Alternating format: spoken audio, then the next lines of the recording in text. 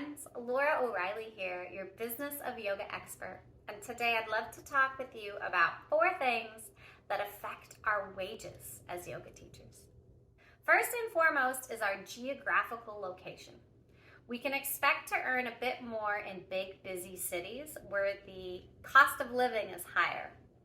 So if you teach in a bustling city like Vancouver and then move out to a more remote area like Salmon Arm, don't be surprised if you need to take a little bit of a cut in your wage.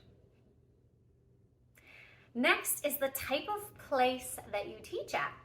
At the lowest end are fitness places, gyms, fitness or fusion studios, places where, generally speaking, the expectation of yoga is a physical practice.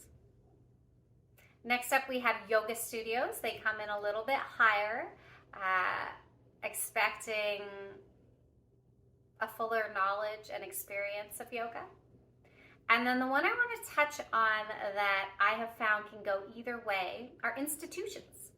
Some institutions see yoga as an integral part of their programming and see you as an expert in that specialty. So for example, working at a senior center, working with people in recovery from motor vehicle accidents, or I did a lot of work in rehab facilities with people recovering from addictions. And if they see your programming as integral and they have the funding or they make the funding for it, then you can actually stand to make quite a bit more as a specialty or a niche. However, if they see what you are offering, or if they see yoga as an auxiliary measure that they will make room and time for in the budget if there's something left over, then you might earn less. Consider that when approaching institutions to teach, and consider marketing what you do to show them the benefit of how integral this complementary programming can be. Next is your experience. So perfectly normal for a brand new teacher to expect to earn a little bit less than a teacher who has their 500-hour ERYT, who runs trainings, who's been at this for a decade or two. When I was brand new, I took work to get the experience that I could. And then as I became more skilled and more experienced, I had my wages increased. And if places couldn't or wouldn't accommodate that, then I would move on, because at that point I had contributed enough to be worth the raise. Also within that usually is also your accreditations. So perhaps you have other complementary accreditations. Perhaps you've taken a yin, a restorative, a Pilates, or a yoga therapy training. Those will also affect your wages. So the more you know, the more you're able to help people, the more you can expect to be compensated for it, or asked to be compensated for it.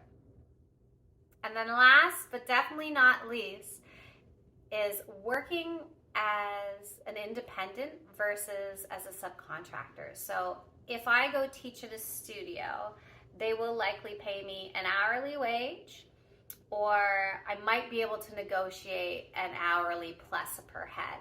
So let's say they say, okay, we'll pay you $25 for being here, and then $250 for every person that's there, trying to encourage you to fill the studio. However, if I run my own classes and rent a space, let's say I rent a space for $50 an hour, and I get 15 of my own people to sign up at, I'm gonna have to do the math here, even if I only charge them $10 a class, I still would be making $100 for that class after the rent, and likely you'd be charging them more than $10, because that is not the going rate.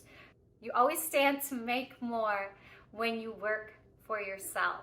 However, you do need to do the work of filling your classes, as opposed to showing up, teaching, and having a studio or a facility run the rest of the details, like taking payment getting enrollment, making sure you have enough students, etc.